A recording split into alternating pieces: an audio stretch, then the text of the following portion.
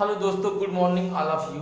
देखिए, आज हम आपको हिंदी में क्लास 10th वालों को तुलसीदास का जीवन परिचय का ट्रिक बताते हैं कैसे लिखना है। देखिए, इसकी इनकी जो ट्रिक है हम लाइन टू लाइन लिखे हैं नंबर से, लेकिन एग्जाम में ऐसे नहीं लिखना है। एग्जाम में इनका जो जीवन परिचय है सभी 11 पॉइंट को एक जैसे लिखना है, लेकिन अब थोड़ी ट्रिक लगाकर थोड़ा से ट्रिक के अपने हिसाब से बता रहा है। देखिए, इनकी पहली लाइन है, तुलसीदास जी का जन्म सन 1532 ईस्वी में बांदा जिले के राजापुर ग्राम में हुआ था। पहली पॉइंट ध्यान दीजिएगा।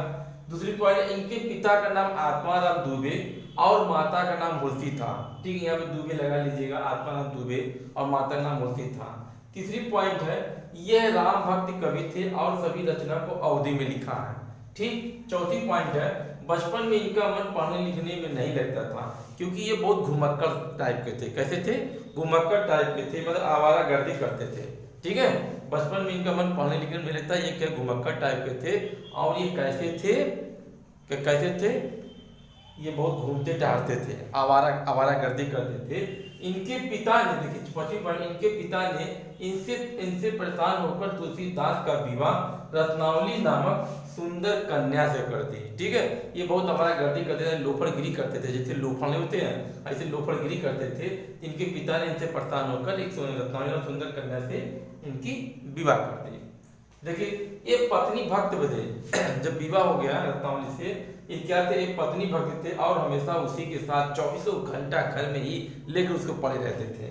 ठीक है, इनकी पत्नी इनसे परेशान हो जाती थी। ये कभी बाहर जाते ही नहीं थे।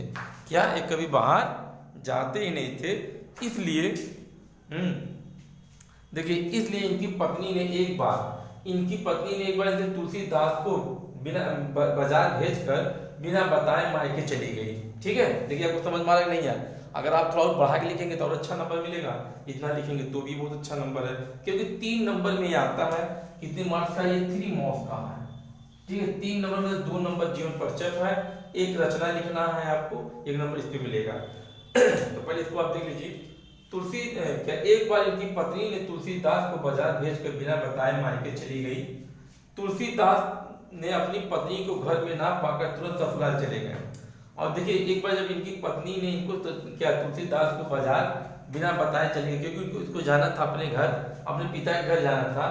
तो इनको बाजार भेज के बिना बताए मायके चली गई। तुलसीदास जी आए और अपनी पत्नी घर में जब नहीं पाए तो तुरंत क्या करें? ससुराल की तरफ चल दिए। उस समय बहुत बारिश हो रही थी। क्या हो रही थी? बहुत बारिश हो रही थी। और ये क्या किए कि उसमें नदी में बाढ़ आई हुई थी।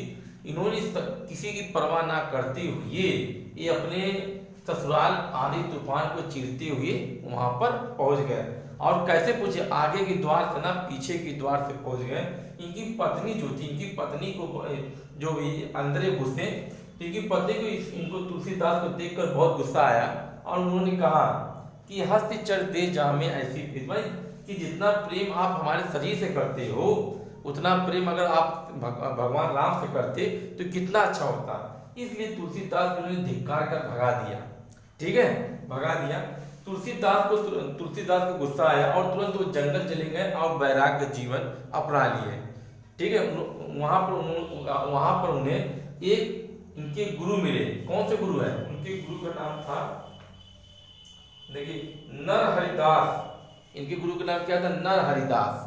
ठीक, वहां पे गुरु मिले नर हरिदास और उन्हीं के छत्र छाया में ये क्या करने, बहुत सी रचनाएं करने लगे और उन्हीं के अंदर में बहुत चीजें सीखने लगे। तुलसीदास को तुरंत जंगल चले गए और बहुत सी रचनाएं जैसे हो गई वेद पुराण आदि लिखने लगे। देखिए, अंत में क्या हुआ अब हम आपको बताते कि आपको दिखाई दे रहा है कि नहीं दे रहा है। देखिए, अंत में काशी के 80 घाट पर सन 1632 ईस्वी में, कब? देखिए, ये पॉइंट आपको याद रखना है। कौन सी पॉइंट? ये पॉइंट। देखिए, इस पॉइंट पर आपको ध्यान देना। देखिए, ये पॉइंट, अगर ऐसा पॉइंट पर ध्यान नहीं देंगे, जैसे इनकी नहीं ध्यान देंगे, आपको अच्छा मार्क्स नहीं मिलेंगे।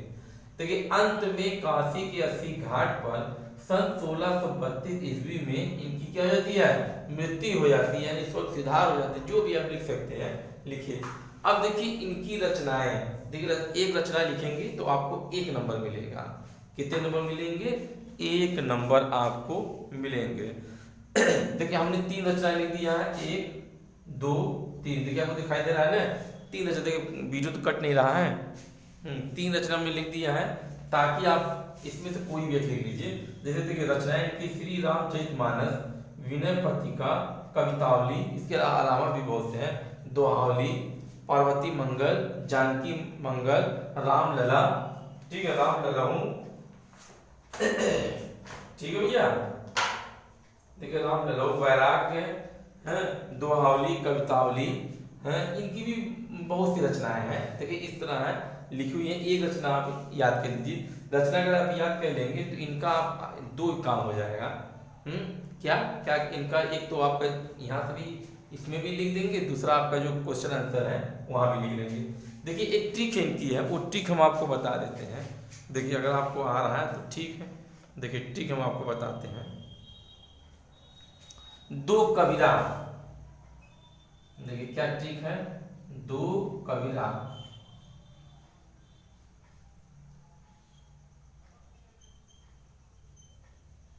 ठीक। देखिए 2 कबीरा का अर्थ क्या है। देखिए इनकी रचनाएं ऐसे याद करें, दा से दोहावली, दा से क्या है, दोहावली, दोहावली, ठीक।